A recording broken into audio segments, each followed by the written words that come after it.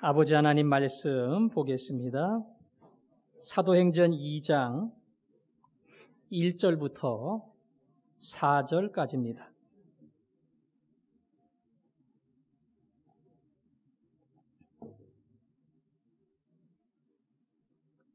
사도행전 2장 1절부터 4절 말씀까지 읽겠습니다. 오순절날이 이미 이름에 그들이 다 같이 한 곳에 모였더니 호련히 하늘로부터 급하고 강한 바람 같은 소리가 있어 그들이 앉은 온 집에 가득하며 마치 불의 혀처럼 갈라지는 것들이 그들에게 보여 각 사람 위에 하나씩 임하여 있더니 그들이 다 성령의 충만함을 받고 성령이 말하게 하심을 따라 다른 언어들로 말하기를 시작하니라. 아멘. 이번 가을의 추석은 한글날까지 이어져서 장장 열흘을 쉴 수 있는 그런 특혜가 주어집니다. 모르시는 분도 있었는가 봐요. 장장 열흘입니다. 추석이라고 하는 날은 이 나라의 명절이고요. 또 다른 명절은 설이지요. 설과 추석이 대한민국의 가장 큰 명절입니다. 딴 날은 공휴일 하루를 지정해 주는데 명절은 3일을 보장해 주고요. 토요일이나 주일이 끼면 대체 휴일을 넣어서 기어이 3일을 쉴 수 있도록 배려를 해줘요. 그만큼 설과 명절은 대한민국 사람이 가장 중요하게 여기는 정말 온 국민이 기뻐하는 날입니다. 유대인들의 명절은 뭐가 있는가? 성경에 보면 가장 중요한 명절 3개가 나옵니다. 하나는 유월절, 우리의 광복절처럼 애굽에서 해방이 된 날입니다. 두 번째는 맥추절, 광야를 지나 가나안 땅에 정착하여 첫 번째 곡식을 드리는 날이에요.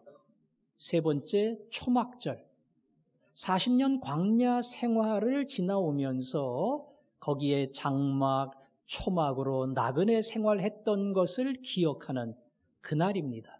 그래서 유월절, 맥주절, 초막절 이 3개가 유대인들이 지키는 가장 소중한 명절입니다. 그런데 오늘날 교회가 이 명절을 지키는가? 유월절 지킵니까? 안 지키잖아요. 초막절 지킵니까? 안 지키잖아요. 맥주절 지킵니까? 지키잖아요. 오늘 광고에도 나왔으니까요. 가만 따져보니까 왜 유월절, 초막절은 안 지키는데 맥주절을 지킬까? 그런 의문이 생길 수가 있어요. 오늘 설교는 그런 의문을 가지고 들으시면 됩니다. 맥주절은 보리맥자예요. 겨울에 보리 농사를 하던 그 유대 땅에 밀보리 농사를 해서 하나님께 처음 드리는 바로 그날이 맥주절이고요. 맥주절은 첫 곡식을 드리기 때문에 초실절 이렇게도 이야기를 합니다. 날로 따지면 6월절에서 7주간이 지나야 되기 때문에 77절 이렇게도 말하고요. 7주간이 지난 다음 날이기 때문에 오순절 이렇게도 부릅니다. 이름이 많죠? 맥주절, 초실절, 77절, 오순절 이렇게 4개의 이름이 있어요. 다 같은 날입니다. 같은 날을 보는 시각에 따라 4가지 이름으로 부르는 겁니다. 맥주절에 다른 이름이 있다. 그 다른 이름이 오늘날 교회에 무슨 뜻이 있고 무슨 의미가 있는가 이걸 알면 왜 맥주절을 중요하게 생각하고 지키는가 여기에 대한 답을 얻을 수가 있습니다.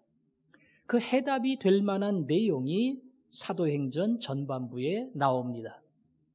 예수님께서 승천하시기 전에 제자들에게 부탁했습니다. 아버지께서 약속하신 것을 너희는 기다려라. 아버지가 약속해 주신 것이 있어. 그걸 받기 위해서 너희는 기다려야 된다. 약속하신 게 뭐냐? 요한복음 14장에 가니까 내가 아버지께 구하겠으니 그가 다른 보혜사를 너희에게 주시리라. 아버지께 구했고 아버지가 주겠다고 약속한 것은 다른 보혜사입니다. 다른 보혜사가 뭐지요? 성령입니다. 성령입니다. 그래서 사도행전 1장에 보면 약속하신 것을 기다리라 그래 놓고 그 다음 절에 성령의 세례를 주리라. 성령의 세례를 주리라. 하나님께서 우리에게 성령의 세례를 준다고 약속을 했고 그 약속을 믿고 기다리라 이렇게 말했습니다. 그래서 제자들과 많은 사람들이 하나님의 약속을 믿고 기다렸습니다. 그냥 기다린 게 아니고요. 오로지 기도에 힘쓰니라. 오로지 기도에 힘쓰니라. 무슨 기도했겠어요? 하나님이 약속한 성령님을 부어 주옵소서. 하나님이 약속한 성령님이 내 가슴 속에 오게 해 주옵소서. 그렇게 간절히 기도를 했습니다. 하루 기도하고 이틀 기도하고 5일째 되고 8일이 되고 아무 응답이 없어요. 계속 기도했습니다.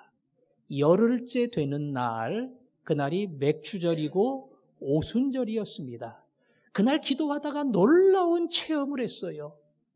말 그대로 가슴과 몸에 강력한 경험을 한 겁니다. 바람이 샥 지나가는 것 같고 마치 불덩어리가 떨어진 것 같아서 기도하던 각 사람의 머리마다 불기둥이 서 있는 듯한 그러한 경험을 했습니다. 굉장히 강렬한 체험이지요. 사실은 조용히 체험한 게 아니고요. 요동치듯이 강한 바람과 불로서 성령의 임재와 충만이 그들 가운데 찾아온다는 것을 부인할 수 없는 그런 굉장한 경험이 일어난 겁니다. 그리고 또 하나의 증거가 나타났는데 오늘 성경 말씀처럼 4절에 다른 언어로 말하기를 시작하니라. 다른 외국어로 말했다는 겁니다. 뭘 말했어요? 그들이 말하지 못했던 예수 그리스도의 복음이 그들의 입을 통해서 선포가 되었는데 다른 나라 말로 선포가 됐다는 거예요. 이 사람들 영어 배워보지 않았습니다. 프랑스어 안 배웠습니다. 이집트어도 모릅니다. 옆에 있는 이라크 나라 이런 나라 말 몰라요. 그런데 세계 각지에 흩어졌던 유대인들이 명절이라고 다 모였는데 성령 충만 받은 제자들이 막 전도를 하고 설교를 하는데 자기네 동네 말로 하는 겁니다. 아니 저 사람들이 우리 동네 말을 어떻게 알아? 아니 저 사람들이 외국의 말을 어떻게 알아? 신기하게 그들의 말을 통해서 복음의 선포가 이루어진 겁니다. 배운 적도 없고 연습한 적도 없는 그들의 입술을 통해 예수 그리스도의 십자가의 복음이 선포된 겁니다. 성령 충만의 증거는 불과 바람의 강력한 경험이었습니다. 성령 충만의 결과는 입을 열어 복음을 선포하는, 다른 언어로 선포하는, 세계 만방에 선포하는 하나님의 역사가 일어난 겁니다. 또 하나 성령 충만을 받고 이들은 병자에게 손을 대고 기도할 때마다 병자가 일어나는 놀라운 기적이 일어났습니다. 여러분 성령 충만 받고 싶습니까? 성령 충만 받고 싶습니까? 나도 성령 충만 받아서 막 불같은 경험, 가슴이 막 뜨거워지고 겁날 것이 없는 강력한 체험을 했으면 나도 성령 충만 받아서 정말 복음을 선포하는 그런 담대한 자가 되고 입술이 열려서 방언이 터지는 그런 자가 되었으면 나도 성령 충만 받아서 병든 자에게 손을 얹어 기도하면 병든 자가 일어나는 기적이 나타났으면 많은 사람들이 그렇게 성령 충만을 기대를 합니다. 하지만 그 당시 성령 충만에 나타났던 결과는 지금도 똑같지는 않습니다. 그때 성령 충만을 받은 자들이 불같은 경험을 했지만 그것은 그들에게 깨달음을 주시려고 강력한 요동이 일어난 것이고 그 이후에는 불같은 체험을 하는 사람도 있고 조용히 성령의 임재와 충만을 경험하는 사람이 있어요. 다양하게 나타납니다. 방언에 대한 신학적 해석은 다양하지만 그 당시 외국어로 터지는 방언이 그 이후에는 있지 않았습니다. 왜? 이미 온 세계에 그리스도의 복음이 선포되었기 때문입니다. 병고침의 역사, 이건 제일 필요하지요. 오늘날도 필요하고 목사도 원하고 여러분도 원하는 겁니다. 제자들을 통해서 그런 역사가 일어났고요. 특히 예수님 때는 병든 자를 위해서 기도하면 즉시 고침받고 귀신 들린 자에게 명하면 귀신이 쫓겨났어요. 여러분 복음서를 읽다 보면 왜 이렇게 귀신들이 많은지, 예수님 주변에 귀신 들린 사람만 잔뜩 있어요. 여러분 그 이야기는 예수님 주변에 귀신 들린 사람들이 많이 있었다 그 의미도 있지만 하나님의 나라가 이 땅에 임할 때에 병든 자가 고침받고 귀신이 쫓겨나간다, 이거를 강력하게 보여주는 사건입니다. 여러분 그 이후에는 이러한 일들이 똑같이 일어나지 않았습니다. 성경이 완성이 된 다음에는 서신서에도 이 병고침에 대한 기록이 별로 없어요. 그만큼 지금 말씀드린 불같은 은혜, 그 다음에 방언이 터지고 병고침의 역사, 이거는 있을 수도 있지만 없을 수도 있는, 다시 말하면 성령 충만의 객관적인 증거가 되지 못합니다. 그런데 사람들은 이걸 바래요. 주여 나도 병고칠 수 있도록, 입술이 터져서 방언하고 나도 막 불을 체험할 수 있도록. 여러분 그것은 성령 충만으로 주시는 사실은 정확한 결과가 아니에요. 오늘 사도행전은 우리에게 충만받은 사람은 어떻게 되는가, 그것을 분명하게 이야기합니다. 첫 번째, 성경 펴보세요. 오늘 성경 말씀 2장 14절 같이 한번 읽겠습니다. 2장 14절 시작. 베드로가 11 사도와 함께 서서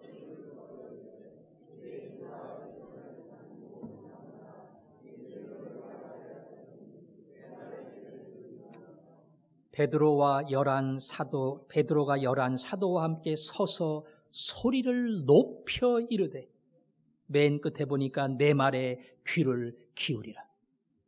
여러분 이 사람들이 어제까지는 어떤 사람이었습니까? 다락방에 숨어 있었어요. 밖에 잘 못 나갑니다. 나갔다가도 조용히 들어와야 됩니다. 너 예수 믿는 사람이지? 그렇게 질문하면 무슨 소리 하는 거냐고, 난 예수 잘 모른다고. 베드로를 비롯해서 많은 사람이 그렇게 대답을 했습니다. 아니 이 사람들이 예수 믿는 것도 부인하는 판에 어떻게 예수를 증거합니까? 어떻게 예수를 선포합니까? 그런데 오늘 본문은 이야기합니다. 함께 서서 소리를 높여 큰 소리로 내 말에 귀를 기울이라. 여러분이 십자가에 죽인 예수, 그 예수를 하나님이 살리셨고 여러분의 구주가 되게 하셨느니라. 완전히 딴 사람으로 바뀌었습니다. 숨어서 지내던 사람이 문을 열고 나왔습니다. 말 그대로 입을 열지 못했던 사람들이 입을 여는 기적 같은 변화가 일어났습니다. 왜 이 변화가 일어난 겁니까?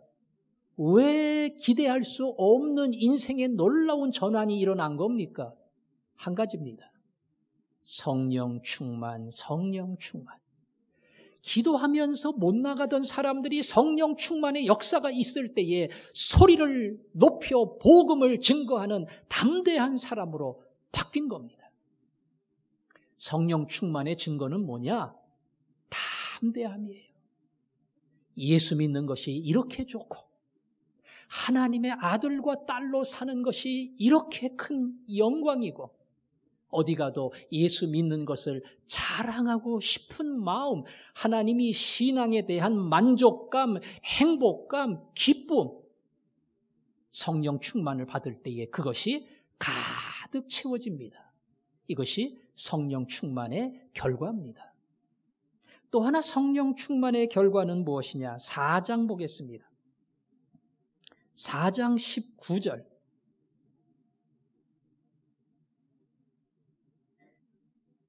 4장 19절 같이 읽겠습니다. 시작.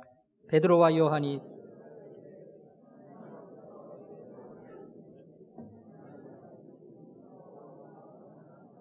아멘. 전도하다가 끌려갔습니다. 그리고 한 번 더 전도하면 책임 못 진다. 감옥에 투옥이 되거나 혹시 생명을 잃을지도 몰라 아주 강력한 위협을 받고 풀어줬어요. 그때 풀리기 전에 베드로가 했던 대답이 이겁니다. 하나님 앞에서 너희들 말을 듣는 것보다 하나님 말을 듣는 것이 옳지 않으냐? 너희가 한번 판단해보라. 말 못하고 조용히 나온 게 아니고요. 전도하지 말고 입 열지 말라고 경고하는 관리들 앞에서 너희 말 듣는 것과 하나님 말 듣는 것 무엇이 옳은가 판단하라. 거기서 말 그대로 복음 선포에 대한 담대함이 있었고 우리는 얼마든지 기회가 있으면 입술을 열고 예수 그리스도의 복음을 증거할 것이다. 이것을 분명하게 선언한 겁니다. 나중에 베드로는 옥에 갇힙니다. 사형 언도를 받습니다. 오늘 밤 이 감옥에서 하루를 지내면 내일 사형이 집행이 됩니다. 복음을 전하기 위해서 죽음도 불사했습니다. 아니 숨어 지내던 사람들이 어떻게 이런 사람으로 변할 수 있을까? 무엇 때문에 이렇게 변했다고요? 성령 충만, 성령 충만. 전도하지 못하고 선교하지 못했던 사람이 성령의 충만을 받을 때에 겁나는 게 아무것도 없어요. 어떤 위협이 오고 심지어 생명을 빼앗는다 할지라도 담대하게 복음을 증거할 수밖에 없는 하나님이 그런 사람으로 만들어 주신 겁니다. 한 가지만 더 찾을게요.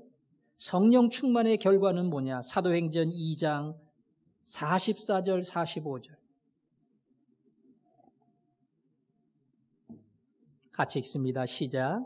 믿는 사람이 다 함께 있어 모든 물건을 서로 통용하고 또 재산과 소유를 팔아 각 사람의 필요를 따라 나누어 주며 예수를 믿는 사람들이 함께 모여 내 것이라고 고집부리지 않고 욕심내지 않고 서로의 필요를 채워줬다. 그래서 심지어 자기 재산을 내놓고 땅을 내놓고 말 그대로 가난한 사람에게 나누어 주는 진정한 물질의 나눔이 있었다는 겁니다. 이건 사실 공산당이나 가능했던 거지요. 공산당도 이론이나 가능했지 실제는 안 됐습니다. 전부 다 가난하게 만들고 정권 잡은 자들만 최고 권력을 누리고 배 두들리며 살았어요. 이 땅엔 언제든 이러한 일은 일어날 수가 없어요. 그런데 초대교회 때 이런 역사가 일어났습니다. 물질에 대한 욕심이 사라졌어요. 내 것이라고 하는 소유욕, 이것이 꺼졌습니다. 그리고 이것은 하나님이 주신 것, 우리 모두의 것, 연약한 자, 가난한 자를 위해서 나누어 주는 기적 같은 삶이 연출이 된 겁니다.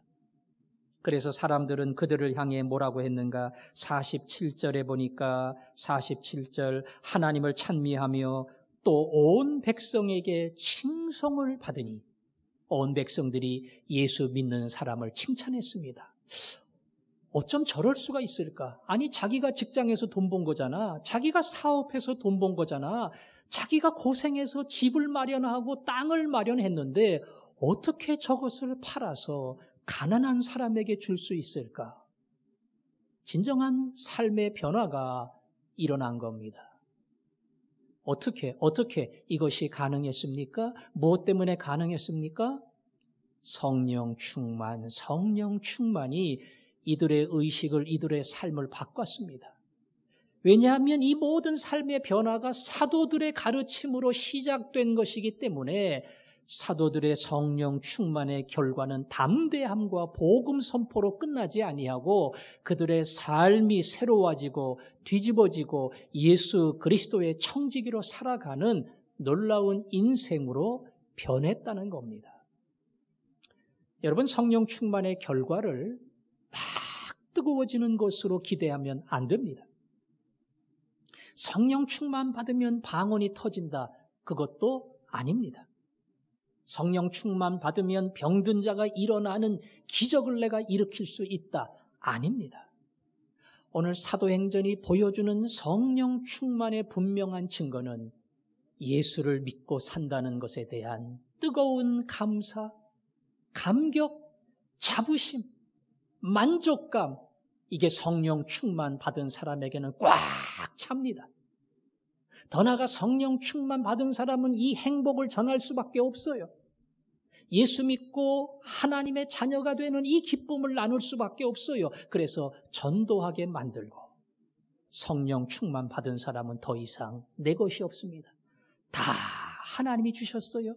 그래서 욕심 부리지 아니하고 이기적인 마음 품지 않고 그것을 나누어 주는 삶이 됩니다.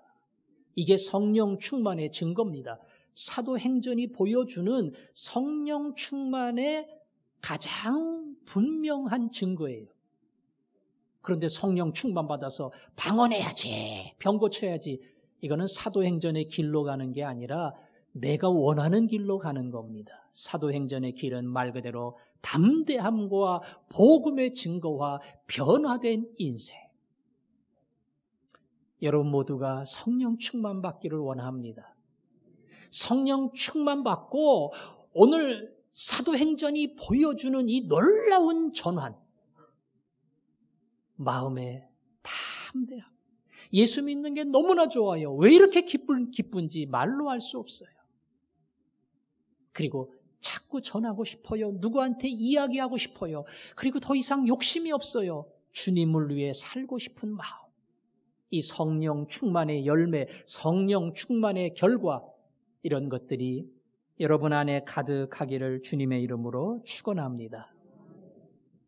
이제 과연 나는 성령 충만한 자와 비교할 때 어떠한 사람인가? 그것을 비추어 봐야 됩니다. 직장에 근무하는 사람들의 최소한 4분의 1은 교회를 다닙니다. 교회를 다니는 사람 중에 절반은 집사거나 안수 집사거나 장로도 있고 조금 젊은 권사도 있을 겁니다. 그런데 저 사람이 집사인지 아닌지 몰라요. 아니, 집사가 아니라 교회 다니는 줄도 몰랐어요. 뭐 얘기하다 보니까 그 교회 다녀요? 아, 그래요? 아니, 집사님이세요? 안수 집사님이에요? 전혀 몰랐어요. 그 사람만 모르나요? 그 사람도 나 몰라요. 내가 전혀 티를 내지 않았기 때문에 내가 예수를 믿는 사람인지 무슨 직분을 가지고 있는지 그 사람도 나에 대하여 모릅니다. 여러분, 사업을 하면서 내 거래처의 사람이 그쪽 사장님, 장로님이래. 그래서 참 진실하고 믿을 수 있어. 그렇게 과연 내 신앙이, 내가 신자임을, 내가 섬기는 자임을 과연 보여줄 수 있느냐? 많은 경우에 보여주지 않습니다. 알려주지 않습니다. 심지어는 집에서 교회를 갈 때도 요새 예배당은 다 이렇게 화면으로 나오니까 성경책을 가져갈 일이 없어요. 그래서 놀러 가는 거 비슷하게 폼을 잡고 그리고 예배당에 오는 사람도 있습니다. 왜 그렇습니까? 내가 예수 믿는 사람이라고 하는 것을 얘기할 만한 자신감이 없어요. 직장에서도 밥 먹을 때 고개 숙여 기도하는 법이 없습니다. 순식간에 기도하고 치웁니다. 예? 티 안 내려고. 내가 예수 믿는 사람이라고 하는 것을 분명하게 이야기할 수 있는 담대한 믿음, 자신감, 자부심이 있어야 되는데 이게 없다 보니까 자신의 신앙을 숨기는 부끄러운 자가 되는 겁니다. 베드로가 숨어 있듯이 예수님의 많은 제자들이 그 방에서 신앙을 숨기고 그리고 자기를 가리듯이 우리는 얼마든지 그러한 자가 될 수 있습니다. 왜 드러내지 못하는가요? 왜 자부심이 없는가요? 그런 생활이 없기 때문에 그래요. 내게서 예수를 닮은 삶이 없어요. 나는 세상에서 굉장히 악착 같아요. 악착 같다는 말은 열심히 산다는 말이고요. 나쁘게 말하면 이론도 손해를 안 본다. 그런 뜻입니다. 손해 안 봅니다. 직장에서 힘든 일, 그거 왜 내가 합니까? 내 일도 아닌데. 담당자가 해야지. 절대 힘들고 어려운 일은 내가 안 합니다. 할 수 없이 맡겨지면 억지로 하지만 가능하면 안 해요. 뭐하러 고생스러운 일을 합니까? 여러분, 예수 믿는 사람은 그렇게 살지 않잖아요. 남이 하기 싫어하는 일을 내가 합니다. 남이 귀찮아하는 그 일, 뭔가 도와줘야 되고 나누어줘야 되고 손해보는 그 일, 그거를 예수 믿는 사람은 기꺼이 합니다. 어디 가서 짜장면 한 그릇이라도 사줄 만한 그런 마음의 소원이 있고 열심히 있어요. 그런데 아무것도 못해요. 절대 손해 안 봅니다. 절대 이론도 자기 거 빼앗기지 않습니다. 이렇게 내 이기적인 욕심을 따라 살다 보니까 내가 예수 믿는 사람이라고 말하는 게 부끄러워요. 자기도 알아요. 그래서 더 말을 못하는 겁니다. 내가 그렇게 살면 성경의 말씀대로 그 길을 따라가면 예수 믿는 사람이라고 담대하게 이야기할 수 있어요. 그런데 못하는 겁니다. 여러분, 전도합니까? 제일 약한 거지요. 제자반 공부하거나 무슨 공부할 때 전도에 대한 과목이 나오면 다 부담스러워합니다. 왜? 못하니까. 지난 금요일 날 노방전도 나갔습니다. 이번에는 더우니까 오전에 시원한 냉커피, 냉수 준비해서 파라솔을 들고 행신역 옆에 산책로에 가서 지나가는 분들에게 시원한 차 마시라고 권면도 하고 전도지도 주고 그렇게 했어요. 예. 제가 한 2년 만인가요? 예전에 한 2-3번 가보고 2년 만에 큰 작심하고 갔습니다. 저도 가서 같이 껴서 시원한 커피 한 잔 드세요. 시원한 물 한 잔 드세요. 젊은 사람들은 다 그냥 가고요. 조금 연세 드신 분들이 그나마 받아 먹기도 하고 앉았다 가기도 하고 전도지도 가지고 가요. 제가 한 30-40분 했나요? 예. 다른 분들도 다 열심히 하는데 제가 교회에다 전화를 해서 우리 백성교사님 보고 내가 이것저것 설교할 일이 있으니까 나를 좀 태워가라고 그렇게 부탁을 해서 결국 차가 와서 제가 타고 갔습니다. 사실 별로 준비할 것도 없는데 전도하는 자리에 있다 보니까 자꾸 부담스럽고 이거 뭔가를 해야 되는데 자신도 없고 우리 김영원 목사님은 막 열심히 하는데 아유 저는 재주가 없는지 그냥 겨우 한마디 하고 그러니까 제 마음속에 이 정도면 했다 그렇게 생각이 들어서 가야지 그러고 갔어요. 여러분, 예수 믿는 사람은 재주에 관계없이 노방전도를 하든 노방전도가 어울리지 않으면 가정 모임 VIP 방석을 깔고 내가 머릿속에 정한 한 사람을 위해서 기도하고 내가 언젠간 기회가 되면 그 사람 만나야지. 아프면 찾아가고 힘든 거 있으면 내가 위로해주고 그리고 내가 믿는 예수가 얼마나 큰 위로자가 되고 생명이 되는지 내가 이거 꼭 전해야지. 그런 마음이 우리에게 있어야 됩니다.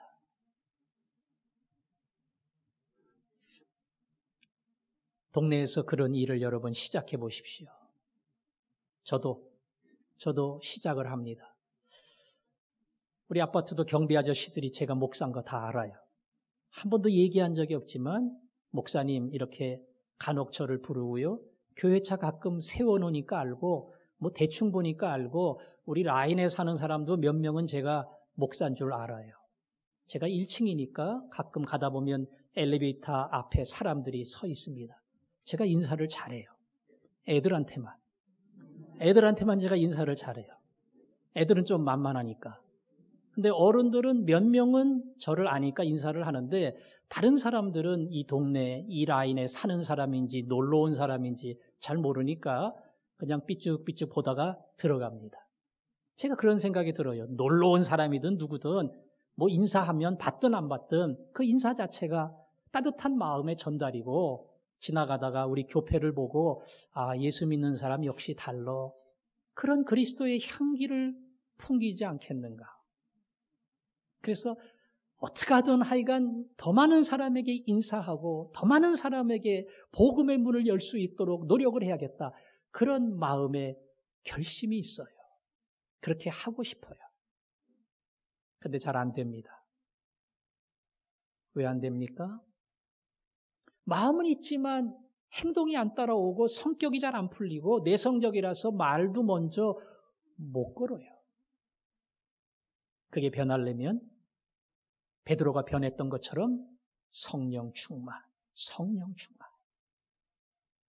베드로라는 사람의 성격도 모르고 체질도 모르지만 성령이 충만하게 내려올 때에 베드로는 입을 다물 수가 없어요. 앉아 있을 수가 없어요. 나 예수 믿는 사람이야. 여러분 예수 믿으면 얼마나 좋은지 몰라. 난 예수님 위해서 모든 걸 버릴 수 있어. 완전히 그런 사람으로 바뀌어서 예수 그리스도의 복음을 증거하게 됐다는 겁니다. 예전에 오셨던 사랑의 장기기증 운동본부의 박진탁 목사님이 아들을 낳고 딸인가요? 이름을 뭐라고 줬다고요? 박뽑기. 헌혈을 생각하면서 박뽑기. 그 다음 애는 박헌혈. 그래가지고 머릿속에 항상 피 뽑는 생각만 하니까 애들 이름도 다 그렇게 진 거예요. 어떤 목사님은 큰 아들은 성령, 작은 아들은 충만. 성령아, 충만아. 맨날 부를 때마다 그렇게 부르는 거예요. 그 목사님은 그런 소원이 있는 거예요. 성령 충만.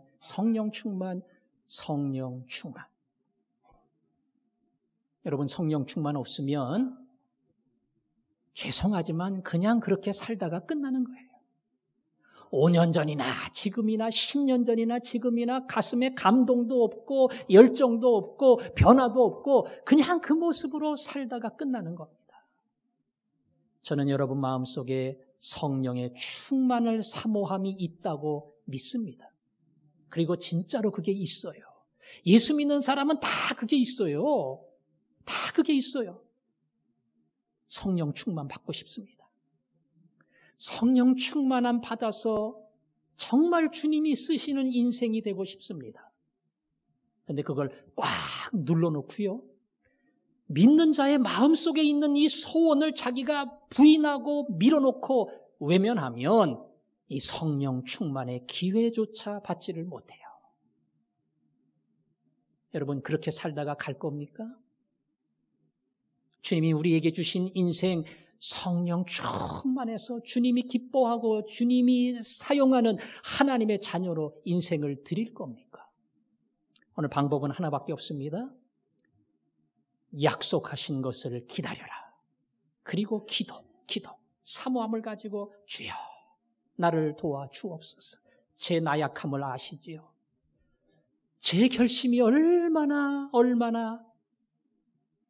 작심삼일로 끝난다고 하는 것 주님이 아시지요. 제 교만 아시지요. 제 이기적인 마음 아시지요. 성령 충만 없이는 저는 못 변합니다. 저는 안 바뀝니다. 성령님 충만하게 나를 다스려 주옵소서. 성령님도 부어주기 원하셔요. 그 성령이 사모하는 자에게 찾아오시고 그를 바꾸어 주십니다. 오직 이 한 가지 마음, 주님 충만케 하옵소서. 오늘 이 자리가 베드로가 기도했던 마가의 다락방이 되게 하시고 성령 충만은 한 번 받으면 끝나는 건 아니에요. 성령 세례는 예수 믿으면 딱 우리 마음에 찾아오셔서 영원토록 함께합니다. 성령 충만은 필요할 때마다 강력하게 찾아오셔서 내 인생에 새로운 힘을 주시고 새로운 변화를 일으키는 놀라운 하나님의 작업이 됩니다. 여러분, 낭망하고 지치고 우울증이 찾아올 때에 큰일 났어 이러지 마세요. 주여 성령 충만 아니면 안 됩니다. 그때야말로 성령 충만을 간절히 기도해야 될 때입니다. 그 충만한 자리로 나아갈 때에 하나님이 여러분 삶의 역사를 바꾸어 주실 줄로 믿습니다.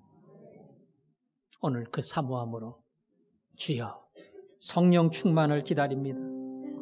이 시간 우리 영의 소원을 들어주시고 우리 영혼을 만족하게 하시고 기다리는 우리에게 불로 충만하게 해 주옵소서. 여러분, 기도하는 마음으로 이 찬송을 부르십시오. 하나님, 이 찬양의 노래는 제 기도의 제목입니다. 이름만 가지고 직분만 가지고 사는 자 되지 않게 하시고 성령의 충만한 은혜가 바로 내게 쏟아져서 저도 쓰임받는 인생 되게 하여 주옵소서. 여러분, 그 간절한 소원을 가지고 불길 같은 주 성령 간구하는 우리에게 찬양하겠습니다.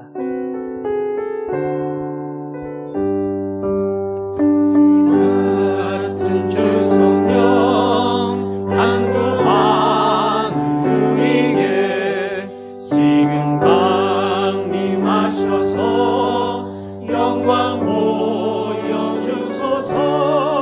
성령이여 임하사 우리 영의 소원을 만족하게 하소서.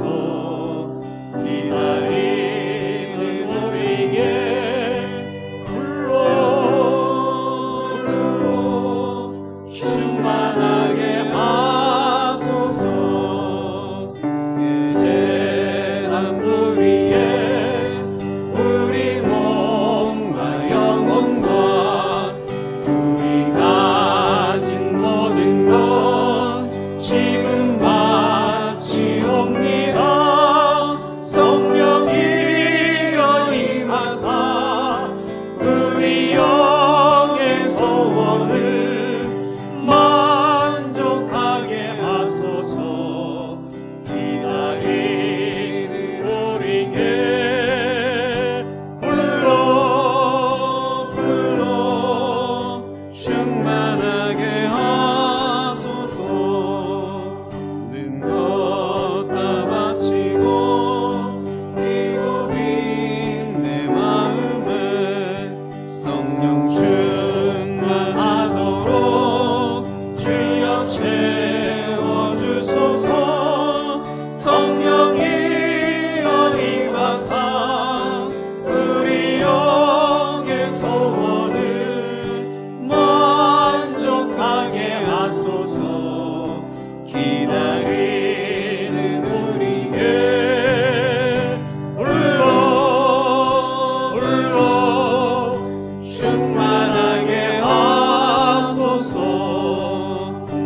약속하신 주께서 약속하신 성령을 믿고 간구하오니 지금 내려주소서.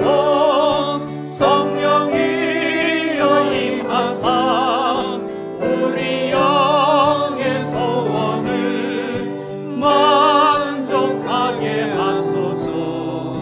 기다리는 우리에게 불러 충만하게 하소서. 기도합니다. 기다리는 우리에게 지나가는 우리가 아닙니다.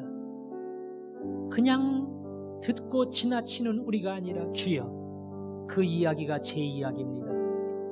제가 옛날에 헌신을 다 잃어버렸습니다. 옛날에 뜨거운 가슴이 다 식었습니다. 주님을 향한, 교회를 향한 열정적인 섬김 다 없어졌습니다. 오 주여, 성령 충만, 이 충만을 나에게 부어 주옵소서. 오늘 바로 이것이 우리가 간구할 제목인 줄로 믿습니다. 이 시간 우리 다 같이 한 마음으로 주여 나에게 부어 주옵소서 기도하겠습니다. 아버지 하나님, 이 시간 은혜를 구합니다. 성령 충만 받기를 원합니다. 성령 없이 그냥 내 힘으로 살고 내 생각으로 살고 내 습관으로 살았습니다. 성령이 아니고는 우리는 변화될 수도 없고 성령이 아니고는 우리의 본존밖에 나올 것이 없사오니 이 시간 우리의 간구를 들어 주옵소서. 성령의 충만한 은혜가 우리를 지배하게 하여 주시옵시고 성령의 통치를 따라 성령의 지시하심을 받아 뜨거운 가슴이 다시 주 앞에 올리워지게 하시고 이웃과 주님을 위해 기쁨으로 헌신하는 저희들 되게 하여 주옵소서. 아멘. 예수님 이름으로 기도합니다. 아멘. 아멘.